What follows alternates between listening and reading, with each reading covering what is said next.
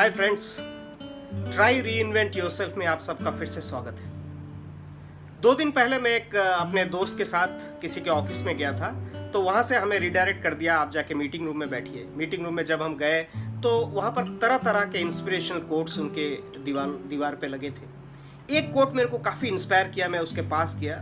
वो coat Thomas Alva Edison का coat था। आई थिंक आप लोगों ने सुना भी होगा। उसमें ये लिखा था, I haven't failed 1,000 times. I have successfully found 1,000 different ways by which an electric bulb can't be made. Amazing, right? So ऐसे ही कुछ वर्सन्स, ऐसे ही कुछ कोट्स को लेके हम अपने आप को इंस्पायर करते रहते हैं जब भी हम ये सक्सेस और फेलियर के बीच में जूझते रहते हैं। लेकिन ये सक्सेस और फेलियर हमें बचपन से ही सिखा दिया जाता है। जब हम छोटे होते हैं, हमारे पेरेंट्स से, हमारे टीचर से, चाहे हम स्कूल के प्लेग्राउंड में हो या एग्जाम हॉल में हो, हमें सक्सेस, फेलियर, पास, फेल और हार जीत सभी का इनफैक्ट हमें मकसद बता दिया जाता है कि लाइफ में तुम्हें क्या करना है। तुम्हें सिर्फ सक्सेसफुल होना है, फेलियर का तुम्हें सामना नहीं करना है। दुखद बात यह है कि ये सोसाइटल बिहेवियर जब धीरे धीरे हमारे ऊपर हावी होने लगता है तो लोग हमें ये भी बताने लगते हैं, भाई लाइफ में कोई रिस्क नहीं लेना। तू अगर तूने लाइफ में रिस्क लेना शुरू किया तो फिर तुझे हार का सामना करना पड़ सकता है। ये चीज हम सीखते भी हैं और दूसरों को सिखाते भी हैं। मैं यहाँ पर यह नहीं कह रहा हूं कि फेलियर एक अनजान चीज है, गलत है, बुरा है। मैं बस ये आपको कहना चाह रहा हूं कि फेलियर कोई भी एंड या कोई भी डेस्टिनेशन नहीं है। अगर आपकी लाइफ में कभी भी कोई फेलियर आती है, वो आपके लाइफ में किसी भी और एक इवेंट की तरह है। चाहे आप एक बार फेल हो, एक बार हारो या 10 बार हारो, ये सब आपकी लाइफ की एक्सटर्नल इवेंट्स है जिससे आपकी पूरी लाइफ का कोई लेना देना नहीं। जेके रोलिंग का नाम आपने सुना होगा, शायद बहुतों ने नहीं सुना होगा, लेकिन अगर मैं हैरी पॉटर की बात करूं तो बहुत लोग रिलेट कर पाएंगे कि जेके रोलिंग हैरी पॉटर सीरीज की जो वर्ल्ड्स की बेस्ट सेलिंग ऑथर है। लेकिन उनकी लाइफ में अगर किसी ने उनकी बायोग्राफी पढ़ी होगी आपको पता होगा, लेकिन ये उनके लिए है जिन्होंने उनकी बायोग्राफी नहीं पढ़ी। बहुत ही डिफिकल्ट, इनफैक्ट उनका जो जर्नी था, एक मिडिल क्लास एक फैमिली से लेके एक वर्ल्ड की बेस्ट सेलिंग ऑथर तक, वो जर्नी बहुत आसान नहीं रहा। ये 1, 2, 3 या 4 स्टेप का प्रोसेस नहीं था, इसमें सालों की परसिवरेंस इंक्लूडेड थी। तो उनका बचपन काफ़ी गरीबी में गुजरा। उसके बाद जब वो कॉलेज में पढ़ने लगी, उनका बहुत एस्पिरेशन था कि वो ऑक्सफोर्ड यूनिवर्सिटी ज्वाइन करें। एंट्रेंस दिया था उन्होंने, but she could not make it. उसके बाद उन्होंने कहीं और किसी और कॉलेज से अपना ग्रेजुएशन, आर्ट्स में ग्रेजुएशन किया। उसके बाद उन्होंने छोटी मोटी नौकरी करनी शुरू कर दी।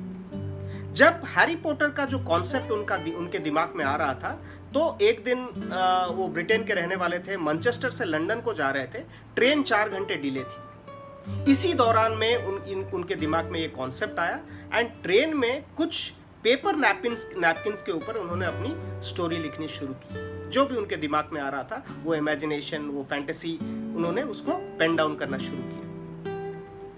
तो ये शुरुआत हुई हैरी पॉटर की सीरीज की।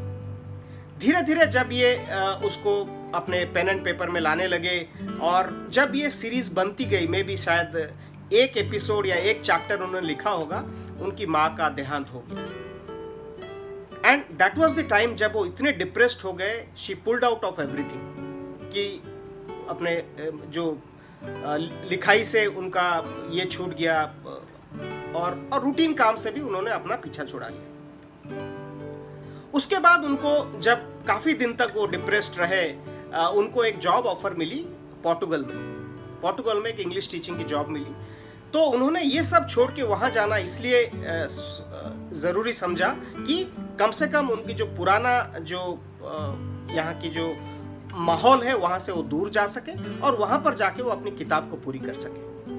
उनको लगा कि 1 साल के लिए मैं अगर ये टेन्योर पोर्तुगल में ले लूँ ये इंग्लिश टीचिंग का, तो 1 साल के बाद कम से कम मैं अपनी किताब को पूरी कर पाऊंगी। वो पोर्तुगल पहुंचे, लेकिन उनके लिए कुछ और ही अरेंजमेंट था गॉड का। वहाँ जाने के बाद उन्हें एक किसी से प्यार हुआ, शादी हुई एंड ना वो किताब पूरी कर पाए और 1 साल के अंदर उनका डिवोर्स भी हो गया। तब तक उनके गोद में उनकी एक बेटी थी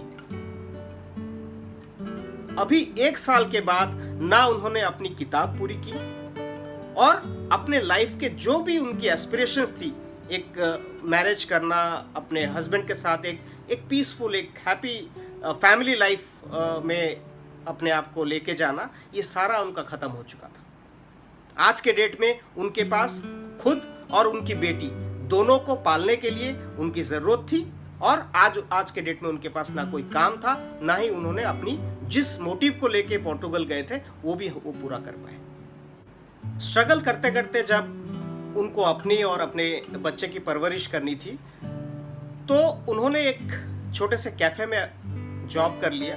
लेकिन ये सारे सेटबैक्स, ये सारे डिप्रेशन के बावजूद भी उन्होंने अपना जो पैशन है उसको नहीं छोड़ा, जो लिखने का। जेके रोलिंग ने सोचा कि यार इससे ज्यादा मेरे लाइफ में और क्या बुरा हो सकता है। एक इंसान अपने लाइफ में जितने भी अच्छे ड्रीम्स उसने देखे होंगे, मैं सारे ड्रीम्स तो खत्म कर चुकी हूँ। मेरे पास उन चीज का, किसी भी चीज का सहारा नहीं है। मेरे साथ और क्या बुरा हो सकता है जो मुझे डरना है। तो हर चीज को छोड़ के उन्होंने अपने पैशन, अपने लिखाई में फोकस करने लगे। दिन में वो कैफे में काम करते थे और रात को जब बच्ची सो जाती थी वो अपना लिखाई को, अपने पैशन को फॉलो करते थे। जब 3 चैप्टर्स उन्होंने हैरी पॉटर के कंप्लीट कर लिए, उन्होंने उसको एक पब्लिशर के पास भेजा पब्लिश करने के लिए।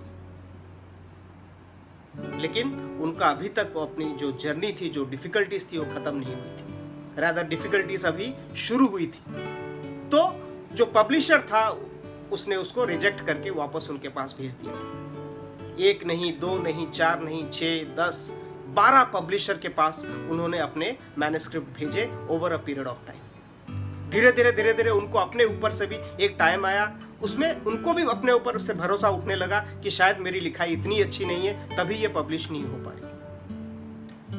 लेकिन फाइनली काफी दिन वेट करने के बाद एक पब्लिशर उनको मिला जो कि ऑन अ टेस्ट बेसिस उसकी एक 8 साल की बच्ची थी। उसने ये मैन्युस्क्रिप्ट अपने 8 साल की बच्ची को दिया कि बेटी इसको पढ़ के बताना, इसमें बच्चों के लिए लिखा गया है, अगर तुम्हें पसंद आता है तो उस पब्लिशर की जो ओनर था, उसकी जो 8 साल की बच्ची थी, उसने उस हैरी पॉटर की फर्स्ट सीरीज को, जो पहला चैप्टर पढ़ा, उसको इतना फैसिनेट किया तो उसने और ज़्यादा उसको मांगा कि मुझे और अगले चैप्टर्स भी पढ़ने को दिया जाए। ये उस पब्लिशर के लिए एक एनकरेजिंग ये था। तो उन्होंने जेके रोलिंग को बोला, ठीक है, मैं आपके बुक को पब्लिश करूँगा। लेकिन उन्होंने ये भी उसको वार्निंग दी, जेके रोलिंग को, कि बच्चों के बुक सेल करके आज के डेट में कोई भी पैसा नहीं कमा पाएगा। तुम अपना पार्ट टाइम जॉब कंटिन्यू रखो एंड ये बुक इसको मैं पब्लिश कर देता हूँ। लेकिन जब हैरी पॉटर की सीरीज की पहली किताब जब पब्लिश हुई तो she proved everyone wrong. That became a world wide hit. So Harry Potter and the sorcerers stone, ये जो पहला नोवेल हैरी पॉटर का रिलीज होने के बाद जेके रोलिंग एक सिंगल अनएम्प्लॉयड मदर से world famous best selling author बन गई। लेकिन ये सब कुछ ओवरनाइट नहीं हुआ। काफी सारे रिजेक्शन झेले उन्होंने, लेकिन फिर भी वो सक्सेस की तरफ बढ़ती रही अपने स्पीड से। स्लो हो, लेकिन कभी उन्होंने हार नहीं मानी। उन्होंने अपने उस स्किल पे, अपने टैलेंट पे उस टाइम तक काम किया जब तक दूसरे लोग उस टैलेंट को रिकॉग्नाइज नहीं किए। आज के दिन देखा जाए तो हैरी पॉटर की किताबें 73 डिफरेंट लैंग्वेज में पब्लिश होती है वर्ल्ड में, और आज के दिन में जेके रोलिंग की नेटवर्थ तकरीबन 15 लाख करोड़ रुपए से ज़्यादा है। अगर आपकी भी कोई ड्रीम है, कोई पैशन है और बार बार आपको रिजेक्शंस देखना पड़ता है, बार बार आपको फेलियर देखना पड़ता है, don't let that stop you. और अगर आप फेलियर के बारे में सोचते हो तो फेलियर काफ़ी एक्साइटिंग चीज़ है। आपको हमेशा 2 चीज़ें देगी। सबसे पहला एक्सपीरियंस ये कि ये काम आपने, जो भी आप काम करके फेलियर हो, वो काम आपने खुद किया है। आपको पता है कि कौन सी चीज़ उसमें से आपने अच्छी की है, जिसको आप जब री अटेम्प्ट करो अपने टास्क को, अपने गोल को, तो आप उसको रीयूज कर सकते हो। दूसरी बात कि जब भी आप फेल होते हो तो कोई ना कोई आपको फीडबैक देता है, बताता है कि भाई आप फेल हुए। तो ये फीडबैक आपकी लाइफ में बहुत इंपॉर्टेंट है, चाहे वो किसी से भी मिले। वो फीडबैक आपको ये बताएगी किस जगह पे आप अच्छे थे और किस जगह पे आपको इम्प्रूव करना है। हम सब अपनी लाइफ में फेल होते हैं। सुबह 5 बजे उठना था, आज मैं उठ नहीं पाया, मैं फेल हो गया। मैं ऑफिस गया, मैंने कुछ प्लान करके गया था, मैं ये काम आज करूँगा। वहाँ जब गया, बॉस ने या किसी ने और ये एडिशनल एक्स्ट्रा काम दे दिया, तो मेरा ये काम बैकलॉग में चला गया। मेरे को उस काम को प्रायोरिटी से अटेंड करना है। फिर मैं आया, 2 दिन के बाद बीमार पड़ गया, तो मेरे जितने छोटे छोटे काम थे मैं उस सब को साइड करता गया। तो ये जो फेलियर्स हमारे लाइफ में है, ये अनसिस्टमेटिक फेलियर्स है। अनसिस्टमेटिक फेलियर्स हमें ये बताती है कि हम सबके पास लिमिटेड रिसोर्सेस हैं, लिमिटेड टाइम है, लिमिटेड एनर्जी। चाहे हम कोई भी काम अपना प्लान करने का हम सोच रहे हैं करने का, हम उसको कर नहीं पाएंगे डेफिनेटली। लेकिन अगर हम थोड़ा मैच्योर्ड एडल्ट की तरह जब हम बिहेव करने लगते हैं, एक मैच्योर्ड इंसान की तरह बिहेव करने लगते हैं, तब हम क्या करते हैं, इन सभी गोल्स को हम कॉम्प्रोमाइज, ट्रेड ऑफ करना शुरू कर देते हैं। कॉम्प्रोमाइज करना, अपने कॉन्फ्लिक्टिंग गोल्स को कॉम्प्रोमाइज करना शुरू कर देते हैं। इसमें से जो हो गया ठीक है, बाकी सब भगवान भरोसे। आपके अनसिस्टमेटिक फेलियर्स आपके लाइफ, आपकी एक्यूरेसी, आपके एफर्ट के बारे में काफ़ी कुछ बताती है। फॉर एग्जाम्पल, अगर आप अपनी लाइफ में कभी कभार फेल होते हो, ऑकेजनली आप फेल होते हो, that means you are striking a good balance. लेकिन अगर आपके लाइफ में फेलियर्स ज़्यादा है काफ़ी, दैट मीन्स आप अपने एफर्ट्स को सही जगह चैनलाइज नहीं कर पा रहे हो, आप बार बार फेल हो रहे हो। दैट मीन्स आपको अपने एफर्ट पे फोकस करना चाहिए। लेकिन अगर आपके फेलियर्स है नहीं, दैट मीन्स आप अपने कंफर्ट जोन में ही स्टिल जा रहे हो। आप अपने लाइफ में कोई नई चीज़, कोई इनोवेशंस, अपने कंफर्ट जोन से आप बाहर निकाल के कोई रिस्क नहीं ले रहे। लेकिन हमारी प्रॉब्लम अनसिस्टमेटिक फेलियर्स नहीं है, हमारी प्रॉब्लम सिस्टमेटिक फेलियर्स है। सिस्टमेटिक फेलियर्स वो हैं जो हमारे लाइफ में कोई भी बड़ा गोल, कुछ भी हम अपने लाइफ में अचीव करना चाहते हैं, चाहे आप कोई कॉलेज में एडमिशन अपना कराना चाहते हो, कोई एक स्पेसिफिक जॉब, आप प्रोफेशन में जाना चाहते हो, या छोटी से छोटी चीज़ें कि आप अपना वेट लॉस कराना चाहते हो, आप कोई नई किताब लिखना चाहते हो, कुछ भी, कोई भी अपना इनिशिएटिव अपने लाइफ में आप लेना चाहते हो, उन गोल्स को अगर आप फेल करते हो, उसको सिस्टमेटिक फेलियर बोलते हैं। तो हमारा मेजर फोकस सिस्टमेटिक फेलियर्स पे होगा। अनसिस्टमेटिक फेलियर्स को हम कम से कम कुछ हद तक हम मैनेज कर पाएंगे। सिस्टमेटिक फेलियर्स के चाहे कितने भी रीजन हो, द मेजरली 3 रीजन है जो हमारे रास्ते में आती है। सबसे पहला है short term pressures versus long term goals. हमारा इंसान का जो दिमाग है इस तरह से वायर्ड हो चुका है कि हमें जो भी काम हम करें उसका अगर शॉर्ट टर्म बेनिफिट हमें नहीं मिलता है, इमीडिएट रिजल्ट नहीं मिलते हैं, हमारा दिमाग उस पर फोकस नहीं करता है। बहुत दूर की हम नहीं सोच सकते हैं।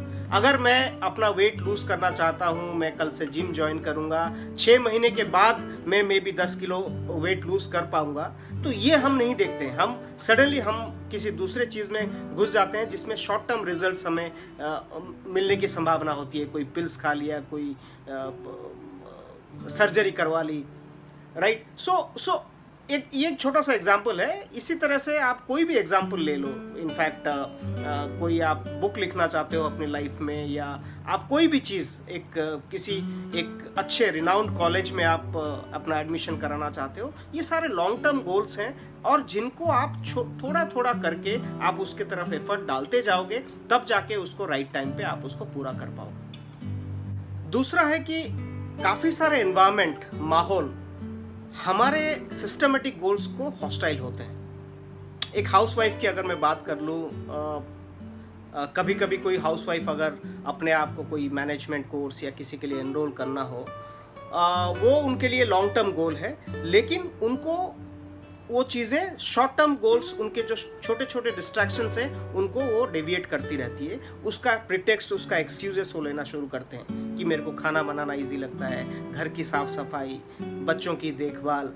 तो ये सब चीज़ों, उनके डिस्ट्रैक्शंस में वो अपने आप को इतना अलाइन कर देते हैं कि उनको ये लॉन्ग टर्म गोल अपने दिखने ख़त्म हो जाते हैं। सिमिलरली अगर मैं ऑफिस में बैठा हूँ, मेरे को कल के रिव्यू मीटिंग के लिए एक प्रेजेंटेशन 20-30 स्लाइड का एक प्रेजेंटेशन बनाना है, मैं कंसंट्रेशन करके बैठा हूँ, वो मेरा एक सिस्टमेटिक गोल है जो कल मुझे प्रेजेंट करना है। लेकिन मैं अपना ईमेल खोल के बैठा हूँ, मेरे पास हर मिनट में 4 ईमेल्स आ रहे हैं और मैं डिस्ट्रैक्ट होकर उन ईमेल्स को अटेंड कर रहा हूँ, क्योंकि मेरे लिए वो काम को, टास्क को करना ईजी है।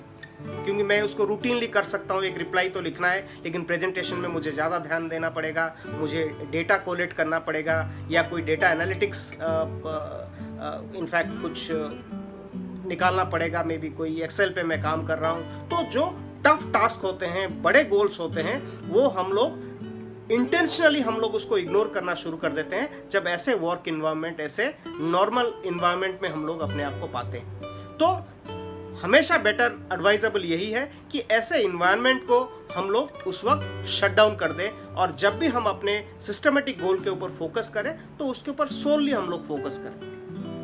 वर्किंग प्रोफेशनल के लिए बहुत सारे ऑर्गेनाइजेशन में देर रात तक, देर लेट इवनिंग तक ऑफिस में रहना ये एक ट्रेंड है। तो काम एक आयरन मैन कॉम्पिटिशन नहीं है कि जहां पर ऑफिस से लास्ट में निकलने वाले बंदे को कोई अवार्ड मिलने वाला है। हर एक इंसान अपना जो दिन का, उसमें एक ऑप्टिमल टाइम होता है जिसमें वो इफेक्टिव होता है, प्रोडक्टिव होता है। फॉर एग्जांपल अगर मैं अपनी बात करूं, मैं 8 से 9 घंटा मैं प्रोडक्टिव हूँ, मैं अपना काम मन लगा के मैं कर सकता हूँ। उसके बाद मैं शायद काम को फेक करने लगूंगा, मुझे अपने आप को बिजी मैं दिखा सकता हूँ, आई कैन शो एवरीवन कि मैं बिजी हूँ, बट मे बी मैं उतना प्रोडक्टिव नहीं हूँ, मैं अपने काम पे इतना फोकस नहीं कर रहा हूँ। तो हमेशा हर एक इंडिविजुअल को अपनी अपनी प्रोडक्टिविटी, अपनी कैपेबिलिटी को पहचाननी चाहिए। अपने आप को फेक मत करो। जो काम आप लिए हो, जो रिस्पॉन्सिबिलिटी लेते हो, उसको अपने टाइम में फिनिश करने की कोशिश करो, ताकि आपके पास जो टाइम बचे आप अपने सिस्टमेटिक उसको गोल्स में आप उसको लगा पाओ, ताकि आप सिस्टमेटिक फेलियर्स को कम देखो या नहीं देखो। फाइनली मैं आपको 2 चीजें बताना चाहूंगा कि जब भी आप अपने लाइफ में सिस्टमेटिक फेलियर्स को ऑब्जर्व करो या सिस्टमेटिक फेलियर्स आपको आपके लाइफ में मिले, अपने बिहेवियर में चेंजेस लाओ। जब तक आप अपने बिहेवियर में चेंजेस नहीं लाओगे, then you will continue to fail. दूसरा, अनसिस्टमेटिक फेलियर अगर आपके लाइफ में बहुत ज्यादा है, दैट मीन्स आपने बहुत सारी एडिशनल रिस्पॉन्सिबिलिटीज अपने लाइफ में ले रखी है या गोल्स ले रखे हैं। आपको इनमें से कुछ गोल्स इधर शेड ऑफ करने पड़ेंगे या किसी और को देने पड़ेंगे या भूल जाने पड़ेंगे, एंड तब जाके आपको सिस्टमेटिक फेलियर्स दिखने लगेंगे। जब आपको आपकी लाइफ में सिस्टमेटिक फेलियर्स दिखने लगेंगे, जो आपके मेन गोल्स हैं, जिनको आप अगर लाइफ में करो तो आपकी लाइफ में वो बदलाव लाएंगे। आपको क्या लगता है कि हम अपने हर एक फेलियर से हम लोग सीखते हैं? हम लोग हर एक फेलियर से नहीं सीखते। उन्हीं फेलियर से हम लोग सीखते हैं जिन फेलियर की हम रिस्पॉन्सिबिलिटी लेते हैं, ओनरशिप लेते हैं। So it's not just about failing, it's about how you fail and how you take that failing. बहुत लोगों को तो ये भी पता नहीं होता है कि वो जब एक सक्सेस को चेस कर रहे होते हैं, सक्सेस से कितनी नजदीक जाके वो वापस लौट आते हैं, फेल हो जाते हैं, और उनको लगता है कि शायद ये गोल वो कभी अपने लाइफ में हासिल नहीं कर सकते। अगर मैं 2 इंसान ले लूं, दोनों की सेम कैलिबर है, सेम कैपेबिलिटी है, लेकिन किसी एक पॉइंट ऑफ टाइम पे दोनों में से एक सक्सेसफुल हो जाता है, दूसरा सक्सेसफुल नहीं हो जाता। आश्चर्य लगता होगा, यार एक साथ पढ़े, एक ही टीचर ने पढ़ाया, ये बंदा आज यहाँ पहुंच गया, दूसरा बंदा नहीं पहुंच पाया। सिंपल डेली लाइफ एग्जांपल्स आपको अब काफी आपके सामने होंगे। सो फेलियर और सक्सेस के बीच में एक इमेजिनरी एक लाइन है, एक पॉइंट है, जिसको टिपिंग पॉइंट बोलते हैं। टिपिंग पॉइंट के उस तरफ सक्सेस है, टिपिंग पॉइंट के इस तरफ फेलियर है। तो 2 लोग जब एक ही गोल को लेके आगे बढ़ते हैं, सपोज हम 2 अलग अलग एग्जाम्पल ले ले कि एक बंदा टिपिंग पॉइंट के ऊपर है, किसी को पता, उनको नहीं पता है कि मैं टिपिंग पॉइंट के ऊपर हूं या नीचे हूं, लेकिन उनके जो एक्ट हैं, जो करने का काम करने का तरीका है, टिपिंग पॉइंट के नीचे जो है वो बार बार फेल हो रहा है, बार बार फेल हो रहा है, लेकिन उस फेलियर का रीजन उसको पता नहीं चल रहा है,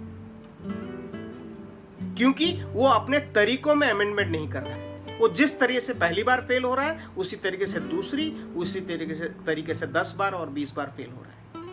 लेकिन जो बंदा टिपिंग पॉइंट के ऊपर है, वो नए इनोवेशन, नए तरीके से जल्दी फेल होके अपने आप को सक्सेस के नजदीक लेके जा रहे हैं। सो टिपिंग पॉइंट के नीचे के रीजन को हम स्टैग्नेशन रीजन बोलते हैं, जहां पर आप मूव नहीं करते हो, आप टाइम टू टाइम फेल कर रहे हो, लेकिन चेंजेस, बदलाव कुछ नहीं आ रहा है। टिपिंग पॉइंट के ऊपर वाला आपका सक्सेस रीजन होता है, तो वहां पर आपको चेंजेस दिखाई देते हैं। आप चाहे छोटे आप फेलियर हो रहे हो, कोई दिक्कत नहीं है उसमें, 2 बार 4 बार 10 बार वहाँ पर भी फेल हो रहे, लेकिन हर बार फेलियर के बाद आप कम से कम ये स्ट्राइक आउट कर पा रहे हो कि आपका क्या काम कर रहा है, क्या काम नहीं कर रहा है, क्या चीज़ों को आपको रीयूज करना है, क्या चीज़ों को आपको रिक्रिएट करना है जो आपने पिछली बार अच्छा नहीं किया। हम सबकी लाइफ चाहे एक दूसरे से कितनी भी अलग हो, कितनी अच्छी हो, कितनी बुरी हो, लेकिन एक ना एक टाइम हमारे सबकी लाइफ में ऐसा आता है जिस टाइम पे हमें लगता है कि ये इंसिडेंट या ये फेलियर जो मेरी लाइफ में है, आज के डेट में हुआ है, वो मेरी लाइफ में होना नहीं चाहिए था। लेकिन ऐसा जब भी हमारे लाइफ में सिचुएशन आए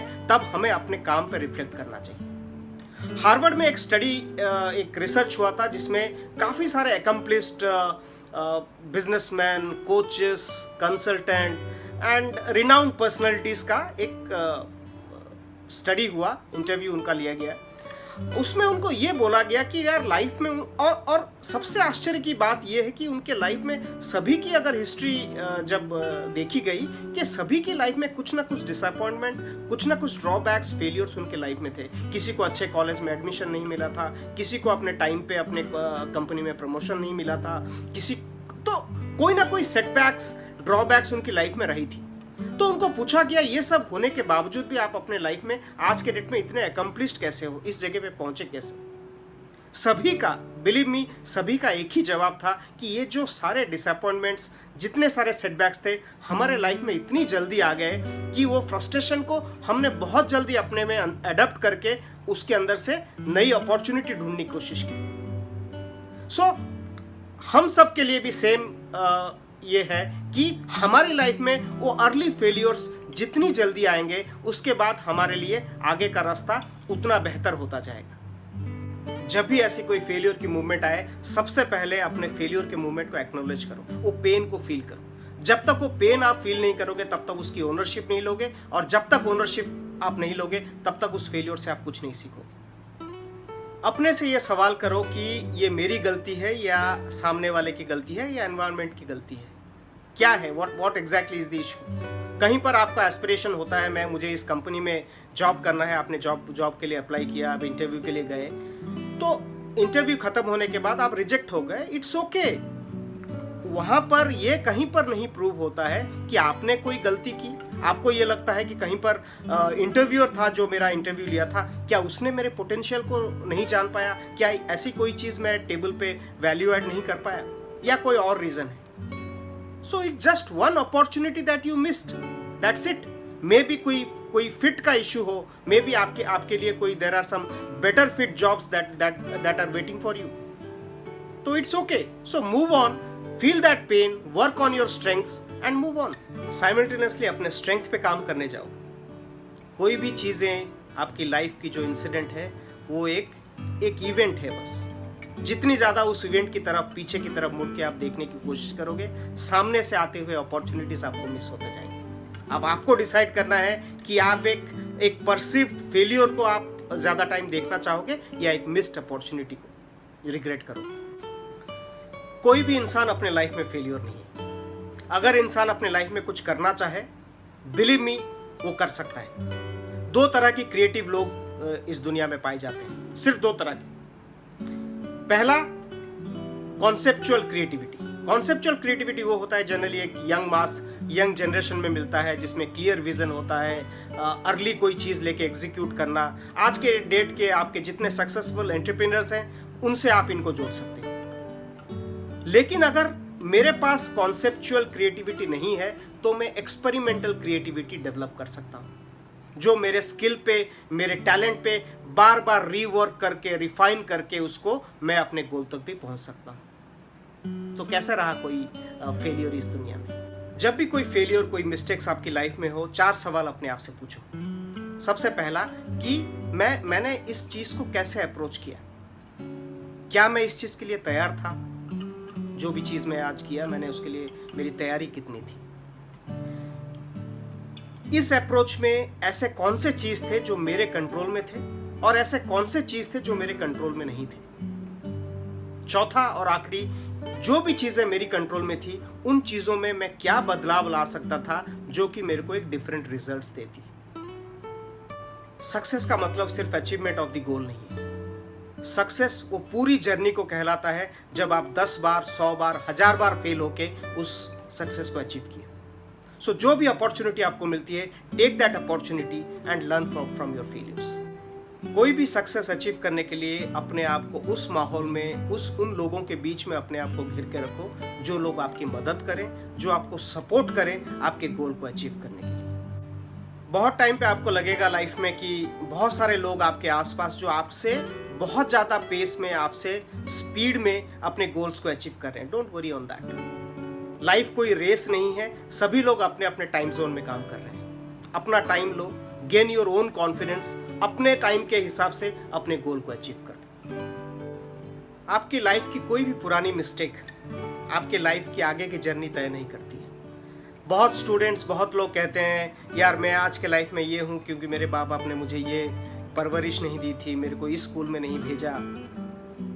यार कम ऑन, वो सारे इंसिडेंट्स आपके लाइफ में 15, 20 साल, 25 साल, 35 साल पहले हो चुके हैं। उनका आज के डेट में आप अपनी लाइफ में क्या कर रहे हो, कैसा आपका लाइफ जा रहा है, उससे कोई लेना देना नहीं। आप अपनी लाइफ जिस दिन आप चाहो, मेरे को मेरी लाइफ में मेरे गोल्स चेंज करने हैं, मेरे को मेरी लाइफ में क्या बनना है, मेरे को मेरी लाइफ को कैसे लेके जाना है, आप उसी दिन अपने तय कर सकते हो और उस पर काम करना शुरू कर सकते हो। आपकी एजुकेशन क्वालिफिकेशन बहुत ज़्यादा मायने नहीं रखेंगी जब आप लाइफ में एक ऐसे लेवल पे पहुंच जाओगे जहां पर अपने आप को आपके एजुकेशन क्वालिफिकेशन से ज़्यादा आपके स्किल, आपके टैलेंट, आपके एटीट्यूड की ज़रूरत पड़ेगी। और सबसे इंपॉर्टेंट बात, स्टे ओपन माइंडेड।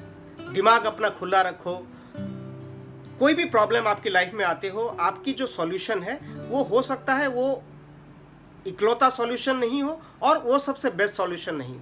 तो अपने पीयर्स, अपने कलीग्स, अपने इकोसिस्टम में लोगों को रीच आउट करो। हो सकता है आपको एक और ray of hope, ray of light आपको दिखे जिससे आप अपने सॉल्यूशंस ड्रॉ कर सकते हो अपने उस मिस्टेक, अपने फेलियर को टैकल करने के लिए। Last but not the least, failure doesn't always lead to success, but we can't succeed if we are not willing to fail. Thank you so much. See you next week. Jai Hind.